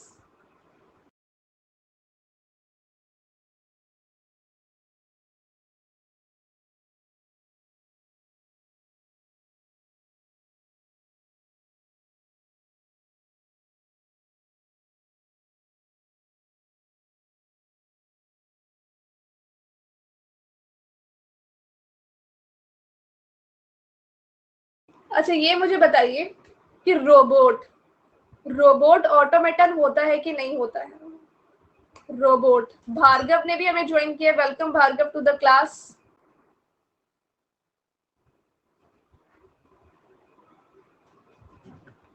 रोबोट क्या होता है? यस, एक ऐसा मैकेनिज्म होता है जो सेल्फ ऑपरेटेड होता है। बट क्या वो रोबोट इस दुनिया में आता जब तक उसको इंसान नहीं बनाता? इंसान बनाया तभी तो रोबोट आया। तो इंसानों के बिना कोई मशीन पॉसिबल नहीं है, बट इंसान उसको बनाती है। ऑपरेट तो वो खुद को ही करता है रोबोट, है ना। उस पर प्रोग्रामिंग की जाती है, लॉजिक बनाया जाता है, वो मैन ही करता है। बट जब एक्चुअली परफॉर्म करना होता है तो वो रोबोट खुद ही करता है। तो ऑटोमेटिक सेल्फ ऑपरेटिंग मशीन होती है जहां पे ऑटोमेटिकली कुछ ऑपरेशंस वो खुद से ही प्री डिटरमाइंड ऑपरेशंस, अब रोबोट में आपने प्रोग्रामिंग की विकिपीडिया की, कि रोबोट से जो भी क्वेश्चन पूछा जाएगा वो उसका आंसर विकिपीडिया के सेंटेंस फॉर्म में करेगा। तो आपने उसकी प्रोग्रामिंग की, तो वो एक प्री डिफाइंड ऑपरेशन है, बट उस प्री डिफाइंड ऑपरेशन को परफॉर्म कौन कर रहा है? रोबोट कर रहा है। तो यहाँ पे मैन का पार्टिसिपेशन हो रहा है, पर इनडायरेक्ट हो रहा है, डायरेक्टली नहीं हो रहा है, क्योंकि डायरेक्टली तब होता है पार्टिसिपेशन जब वो इंसान खुद आकर के उसको परफॉर्म कर रहा है, बट परफॉर्म कौन कर रहा है? रोबोट कर रहा है। तो हम उसी लॉजिक की स्टडी करने वाले कि अच्छा रोबोट ये काम कर सकता है, क्या वो किसी भी क्वेश्चन का आंसर दे सकता है जैसे गूगल देता है, तो रोबोट बोल करके, तो हाँ वो दे सकता है। तो वो प्रोग्रामिंग किसने की? मैन ने की। सो उस प्रोग्रामिंग को, उस लॉजिक को हम कहते हैं थ्योरी ऑफ कंप्यूटेशन। ओके, तो मैं यहाँ पर एक और डेफिनेशन ऑटोमेटन का लिख देती हूँ। A mechanism that is self operating. Okay, example के लिए robot. Okay, follow pre determined operations automatically। तो ऑटोमेटा थ्योरी और theory of computation theoretical branch होती है कंप्यूटर साइंस और मैथमेटिक्स की, जो मेनली डील करती है लॉजिक ऑफ कंप्यूटेशन के साथ with respect to simple machine, जिसको हम ऑटोमेटा कहते हैं। तो एक मशीन किस लॉजिक पे काम कर रही है उसकी स्टडी को हम थ्योरी ऑफ कंप्यूटेशन कहते हैं। और इसका ऑब्जेक्टिव होता है कि हम कुछ ऐसे मेथड्स को डेवलप करें जिसके हेल्प से हम अपने सिस्टम के डायनेमिक बिहेवियर को समझ सकें। जैसे हमारे सिस्टम कभी ये काम कर रहा है, जैसे रोबोट से मैंने पूछा कि हाँ व्हाट इज ऑटोमेटन, तो उसने जल्दी से रिप्लाई कर दिया कि automaton is a machine that is self operating used to perform pre determined operations as instructed by human, है ना। तो ये रोबोट ने बोला। तो रोबोट ने ये बोला जब मैंने पूछा व्हाट इज ऑटोमेटन। पर जब मैं ये पूछूंगी कि what is theory of computation, तो रोबोट क्या बोलेगा? Theory of computation is a theoretical branch of computer science which mainly deals with the logic of computation with respect to simple machine referred to as automata. तो ये जब मैंने पूछा तो उसका आंसर कुछ और आया, जब मैं कोई और क्वेश्चन पूछूंगी तो कोई और आंसर आएगा उसके हिसाब से जो सही होगा। तो ये डायनामिक बिहेवियर कि आपके इनपुट पे डिपेंड कर रहे हैं कि उसका आउटपुट क्या निकल करके आने वाला है ना। तो ये जो डायनामिक बिहेवियर है उसको एनालाइज करना है, उसको डिस्क्राइब करना है, उसके लिए मेथड्स डेवलप करते हैं ऑटोमेटा थ्योरी में। तो ऑटोमेटा थ्योरी का यही ऑब्जेक्टिव होता है कि वो मशीन के डायनामिक बिहेवियर को समझ भी सके और डिस्क्राइब भी कर सके। मैम जो ये वॉशिंग मशीन है तो ये टॉक के कॉन्सेप्ट से बनी है या फिर बन गई फिर उसके वर्किंग की स्टडी को टॉक कहते हैं? उसकी वर्किंग की स्टडी को टॉक कहते हैं। वॉशिंग मशीन तो एक मशीन है, मशीन के लॉजिक की जो स्टडी होती है उसको थ्योरी ऑफ कंप्यूटेशन कहते हैं। मशीन किस बेसिस पे काम कर रही है उसको हम थ्योरी ऑफ कंप्यूटेशन कहते हैं। मशीन ऑटोमेटन होता है, ऑटोमेटन की लॉजिक को पढ़ते हैं जब तो उसको टॉक कहते हैं। ओके शिखा, अब हम थ्योरी ऑफ कंप्यूटेशन की इंपॉर्टेंट टर्मिनोलॉजी को डिस्कस करेंगे। तो आपको क्या करना है कि होता क्या है कि जब हम बुकिश लैंग्वेज में बात करते हैं तो वो चीजें बहुत कॉम्प्लिकेटेड होने लगती है। तो इसीलिए अब मैं आप लोगों से पूछना चाहती हूँ कि आप अपनी भाषा में जितना सिंपल हो सके उतना सिंपल तरीके से आप मुझे दो डेफिनेशन अभी कमेंट में करके बताने वाले हो कि ऑटोमेटा क्या होता है और थ्योरी ऑफ कंप्यूटेशन क्या होता है। तो अपने लैंग्वेज में जितना सिंपल आप लिख सकते हो, क्योंकि जब बहुत सारे डेफिनेशंस यहाँ पर दिखेंगे ना तो जो लोगों को थोड़ा भी डाउट होगा वो एक दूसरे के मैसेज को पढ़ करके समझ लेंगे कि होता क्या है एग्जैक्टली है। तो जल्दी से कमेंट आना शुरू कर दीजिए। 90 सेकेंड्स का टाइम है आपके पास।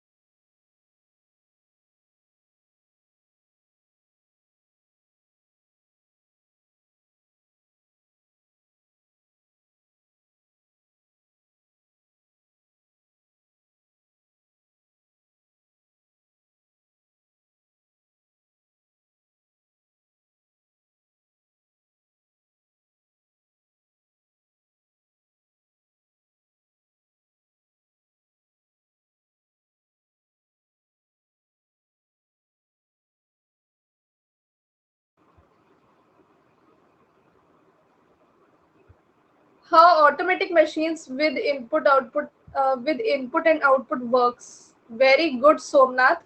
शिखा is saying automated means किसी काम को automatic तरीके से करना. Automata no human need for performing any function. No human need कहना गलत है ये. We have human need. क्योंकि जब तक वॉशिंग मशीन का स्विच ऑन नहीं करोगे, जब तक रोबोट की लॉजिक बिल्डिंग नहीं करोगे कि रोबोट क्या क्वेश्चन पूछने पे क्या करने वाला है, वो तो इंसान ही करेगा ना. फिर तो पूरा संसार मशीन से काम चला लेगा क्योंकि मशीन तो सारा काम कर लेती है. No, we have participation of human but indirect. Direct नहीं है बट इनडायरेक्ट तो है ना.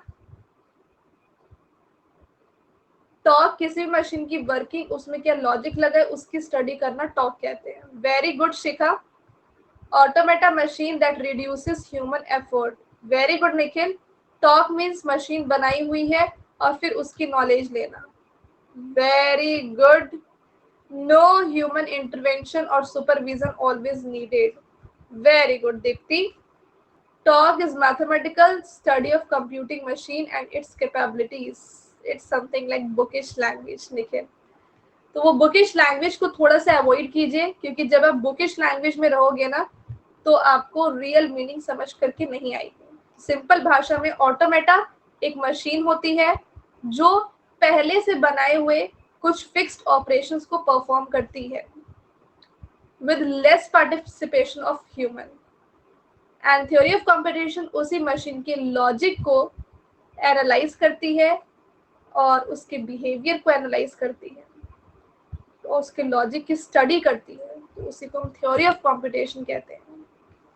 ओके.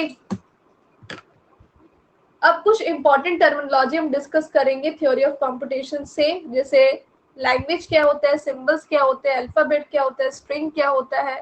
तो ये कुछ चीजें हैं. पहले हम डिस्कस करेंगे कि सिंबल क्या होते हैं, क्योंकि सिंबल के कलेक्शन से बनता है लैंग्वेज और अल्फाबेट. तो पहले हमें ये पढ़ना है. तो सिंबल एक एंटिटी होती है इंडिविजुअल ऑब्जेक्ट्स की जो लेटर, अल्फाबेट या कोई भी पिक्चर हो सकता है. कोई भी नंबर, कोई भी अल्फाबेट, कोई भी सिंबल होता है. अल्फाबेट फाइनाइट सेट होता है. सेट जो कर्ली ब्रेसेस से हम दिखाते हैं जिसमें कि डुप्लीकेट डेटा नहीं होता है. तो ये फाइनाइट सेट होता है सिंबल्स का जिसको हम सिग्मा से डिनोट करते हैं. जैसे सिंबल है ए बी, तो ये हमने अल्फाबेट बनाया ए और बी के कलेक्शन से.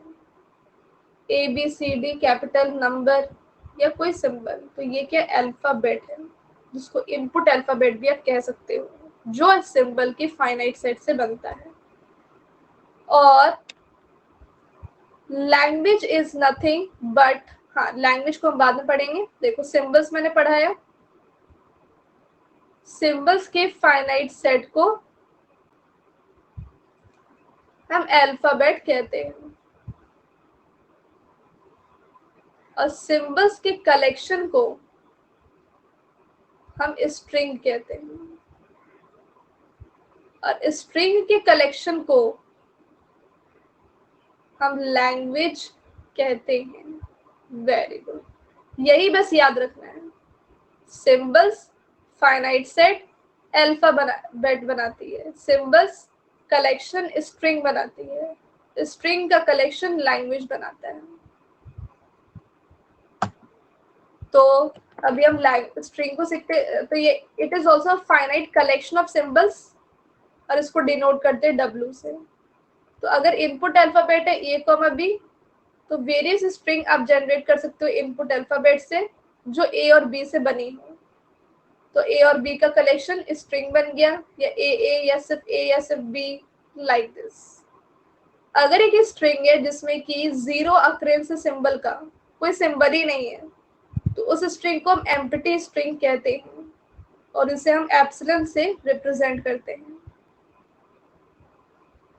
और जितने नंबर ऑफ सिंबल्स होते हैं स्ट्रिंग में, उसको हम स्ट्रिंग का लेंथ कहते हैं, जिसे हम इस तरीके से डिनोट करते हैं। फॉर एग्जाम्पल कि यहाँ पर आपके पास स्ट्रिंग है 010, तो इसमें कितने सिंबल्स है? 3 है। तो लेंथ जो होगा स्ट्रिंग W का वो 3 हो जाएगा। ठीक है, तो मैंने क्या बोला, अगर आपके पास इनपुट अल्फाबेट ये है तो आप क्या क्या स्ट्रिंग बना सकते हो? A और B से जितने भी स्ट्रिंग बनेंगे वो सब आप बना सकते हो। अगर एक स्ट्रिंग में सिंबल्स नहीं है तो वो एम्प्टी स्ट्रिंग है, जिसको एप्सिलॉन या लैम्डा भी कहते हैं कभी कभी। और अगर आपको किसी भी स्ट्रिंग का लेंथ निकालना हो तो आप ये वाला मोड लगा लेते हो। अब यहाँ पर जैसे कि 010 स्ट्रिंग है तो उसका लेंथ क्या होगा? 3 होगा, क्योंकि इसमें 3 सिंबल्स हैं। स्ट्रिंग के कलेक्शन से बनता है लैंग्वेज। लैंग्वेज फाइनाइट भी हो सकता है, इनफाइनाइट भी हो सकता है। जैसे कि अगर आप लैंग्वेज निकालना चाहते हो कि set of string of length 2 over input alphabet A, B, तो आप सिर्फ लेंथ 2 के स्ट्रिंग को अपने लैंग्वेज में लिखोगे। तो A और B से कितने बनेंगे स्ट्रिंग लेंथ 2 के? तो 4 बनेंगे, A, B, B, B, A, B, B, which is a finite language.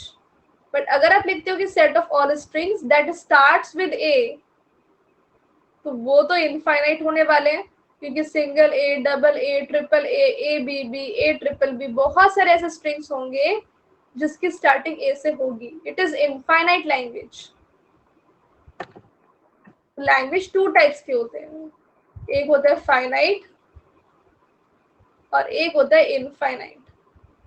Ma'am symbol से ही स्ट्रिंग बनती है, उसमें सिंबल्स नहीं तो उससे एम्प्टी स्ट्रिंग कैसे कहेंगे? वो तो स्ट्रिंग ही नहीं हुई।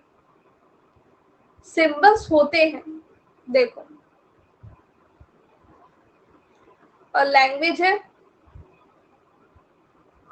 तो इस लैंग्वेज में एप्सिलॉन एक एम्प्टी स्ट्रिंग है, क्योंकि इसमें कोई सिंबल नहीं है।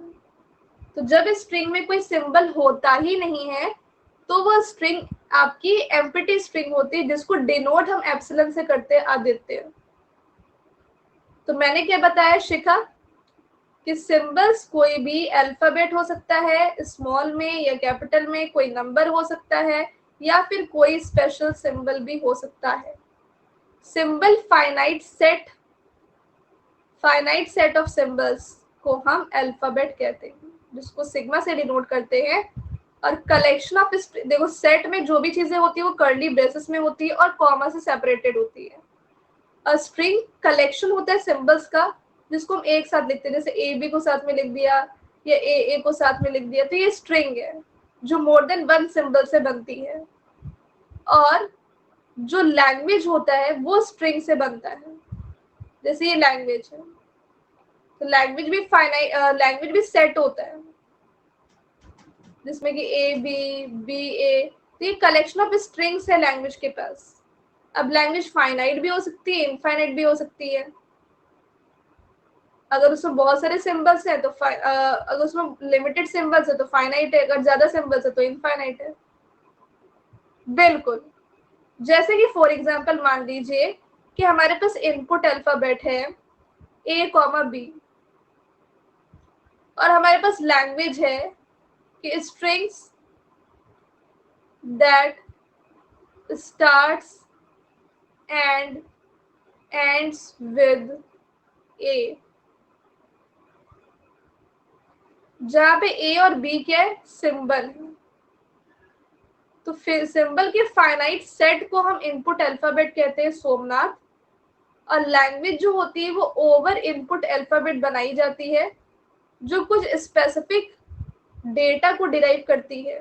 जैसे कि हमें ऐसे स्ट्रिंग्स को लिखना है जो ए से स्टार्ट करे और ए पे खत्म हो।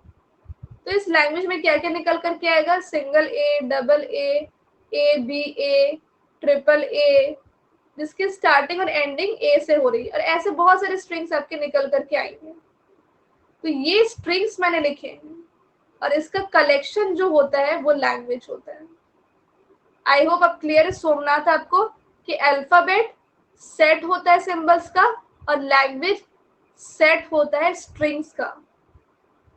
ये सेट होता है सिंबल्स का और ये सेट होता है स्ट्रिंग्स का। This is the basic difference between alphabet and language.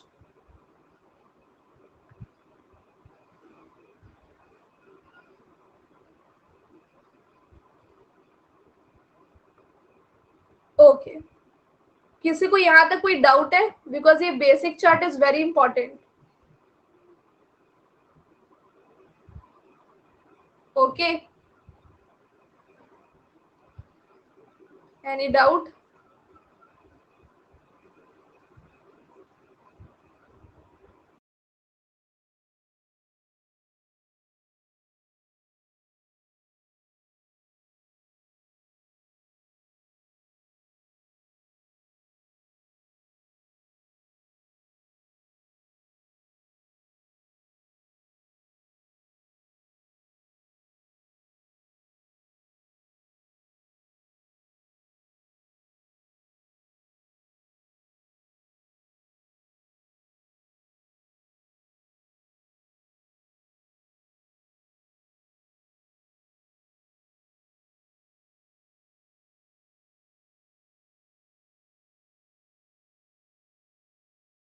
Ma'am valid string क्या होता है?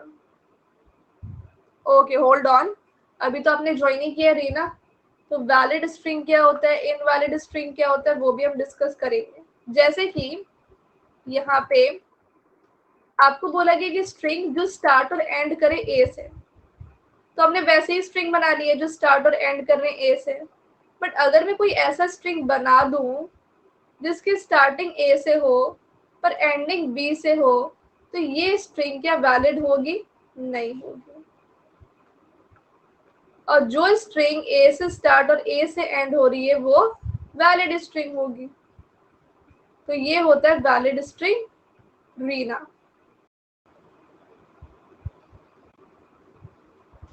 ओके, चलिए तो अब इम्पोर्टेंट टर्मिनोलॉजीज में एक और आया है आपका, after symbol, alphabet, language, string, types of languages we have powers of input alphabet.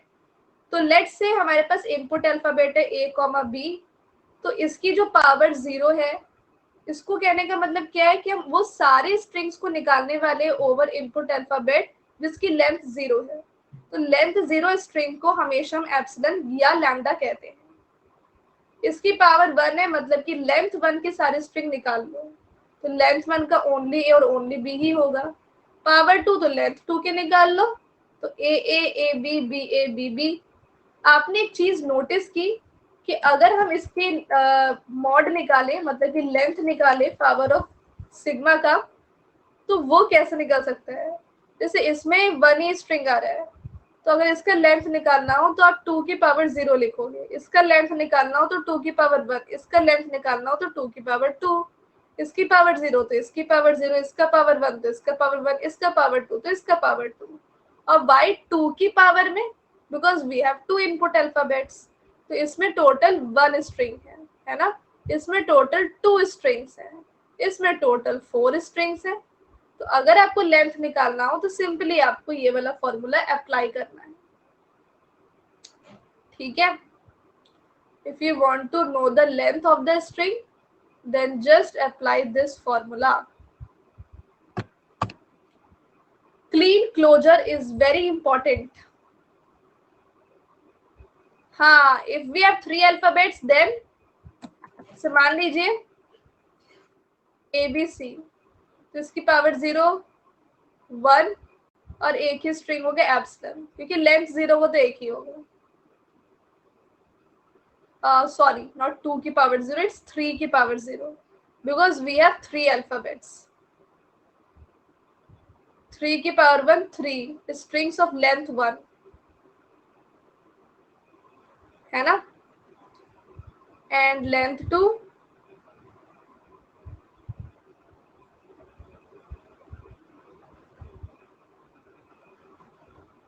ठीक है. और क्या निकलेगा बताओ. ए बी हो गया, बी सी हो गया, ए सी हो गया, एंड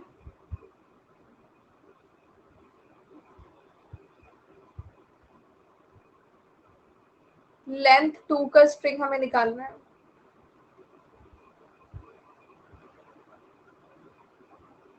ठीक है. A B B A different होता है, प्लीज रिमेंबर दिस पॉइंट. तो इस तरीके से हमारे पास 9 स्ट्रिंग्स निकल करके आएंगे. यस, तो 3 अल्फाबेट से तो 3 की पावर में लिखना है आपको. हाँ, आप ये कह सकते हो n की power n. Okay, but ma'am हम रिवर्स में जा सकते हैं. रिवर्स, हाँ, you can go. Yes, because they are individual input alphabets ना. आपको सिर्फ लेंथ मैटर करता है यहाँ पे.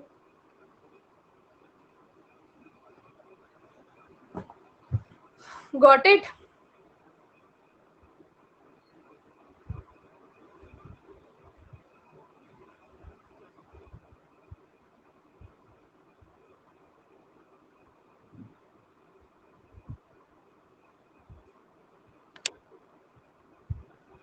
चलो ठीक है. अब हम क्लीन क्लोजर को पढ़ेंगे,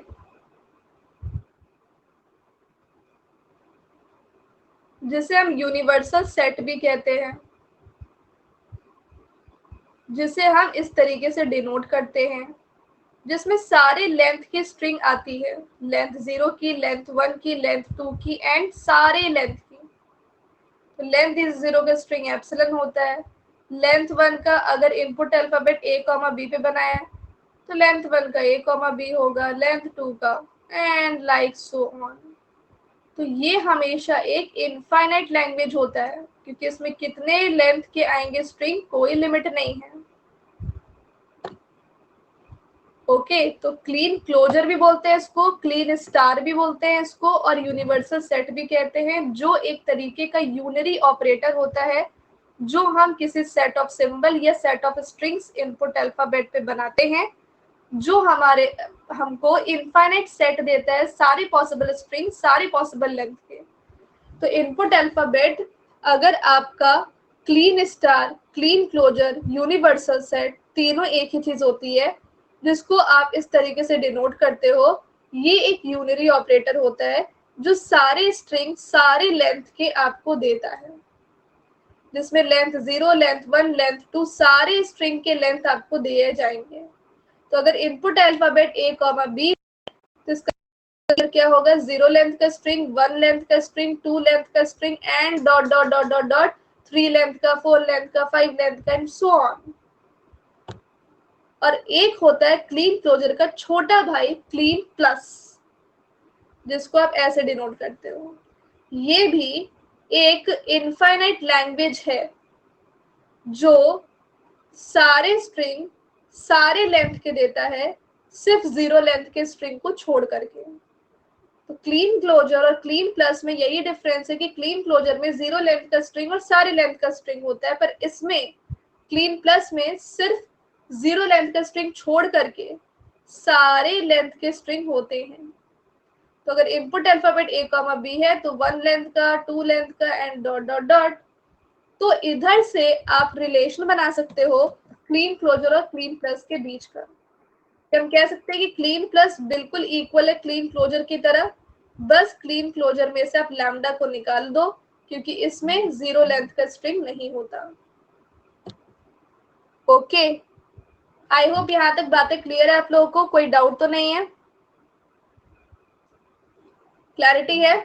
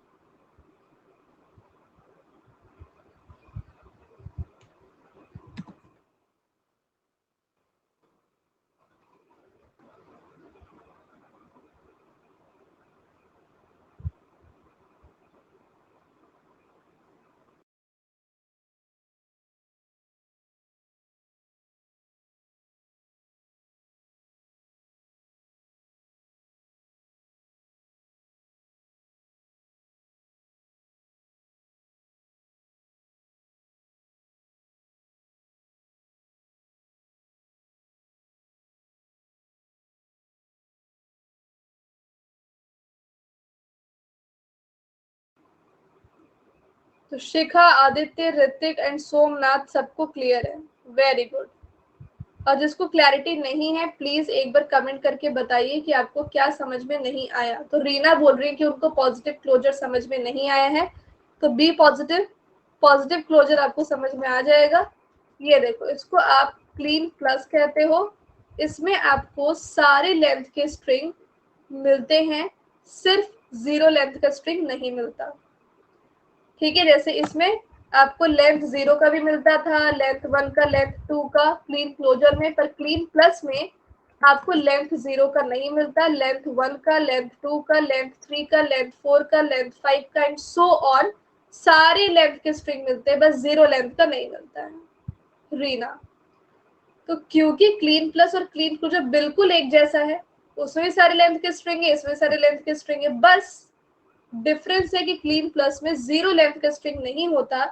इसीलिए अगर आप क्लीन क्लोजर में से 0 लेंथ के स्ट्रिंग जिसको लैम्डा बोलते हैं उसको माइनस कर लोगे तो वो क्लीन प्लस बन जाएगा।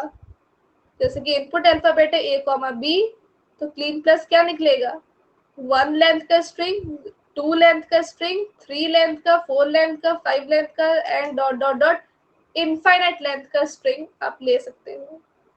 अभी क्लियर हुआ रीना?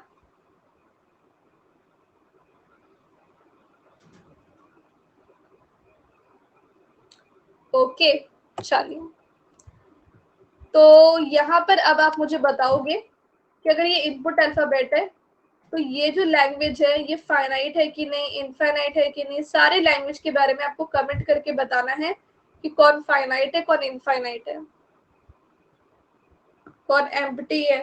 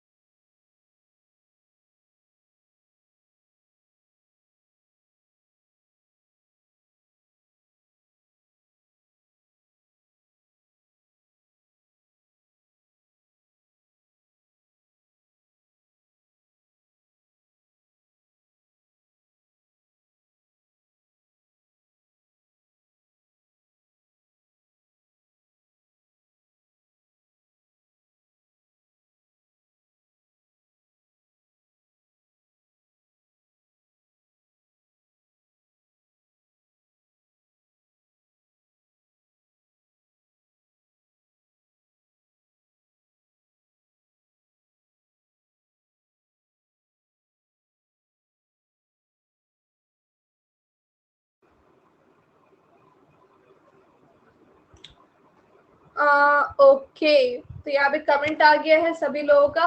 तो set of all strings that starts with B, तो देखो बी से स्टार्ट होने वाला 1 लेंथ का स्ट्रिंग स्मॉल बी होगा, फिर 2 लेंथ का स्ट्रिंग है बी ए बी बी होगा, फिर 3 लेंथ का बी ए होगा, बी ए बी होगा, बी बी ए होगा या बी बी बी होगा। वैसे डॉट डॉट डॉट बहुत सारे ऐसे स्ट्रिंग्स हो सकते हैं स्टूडेंट्स जो बी से स्टार्ट करे, तो ये इनफाइनाइट लैंग्वेज हुआ।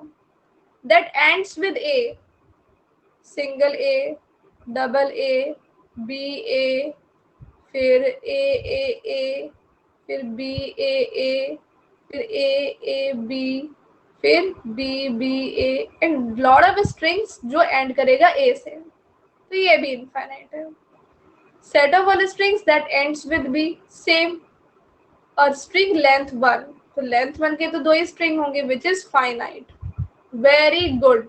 तो फोर्थ को छोड़ करके सारे इनफाइनाइट है, बिल्कुल यस। अब ये तो आप मुझे बताओगे इसका आंसर सभी का, पहले तो ये 4-5 क्वेश्चंस हो गए ये, और इसमें ये वाला और ये वाला।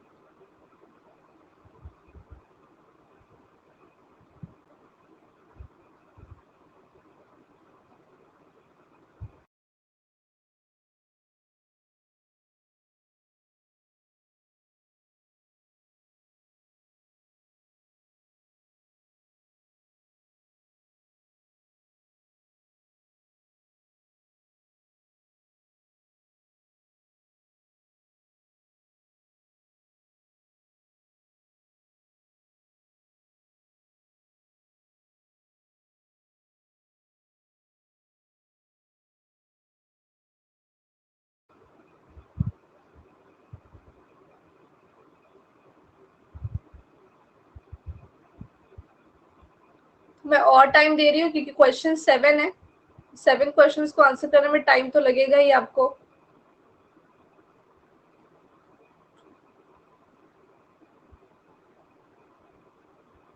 Okay great Aditya.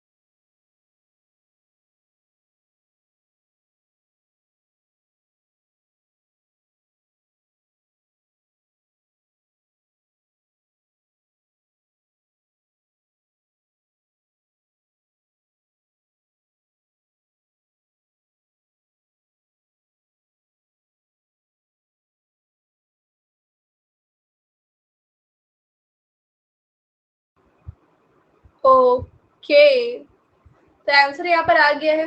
देखो मैंने आपको बताया था कि 2 अल्फाबेट्स है, तो 2 की पावर 4 16, 2 की पावर 5 32, 2 की पावर 6 64, 2 की पावर 7 128, 2 की पावर 8 256। वेरी गुड, सबका सही है। और क्लीन क्लोजर क्लीन प्लस दोनों इनफाइनाइट होते हैं।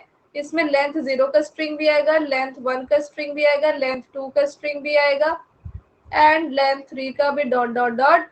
इसमें आपका आएगा सिर्फ इसमें 0 लेंथ का नहीं आएगा, क्लीन प्लस में 1 लेंथ का आएगा, 2 लेंथ का आएगा, और dot dot dot dot dot 3 length का, 4 लेंथ का, जो भी है। Very good students. तो आज के सेशन में इतना काफी है। आई होप आपको मजा आया होगा। आज पहले सेशन में थ्योरी ऑफ कंपटीशन के कंप्लीट कोर्स का पहला सेशन, अगर मजा आया है तो प्लीज अपना फीडबैक जरूर आप शेयर करें। आपसे मैं फीडबैक लेना चाहती हूँ अभी लाइव क्लास में ही, कि आपको मेरा ये पहला live class theory of computation का कैसा लगा।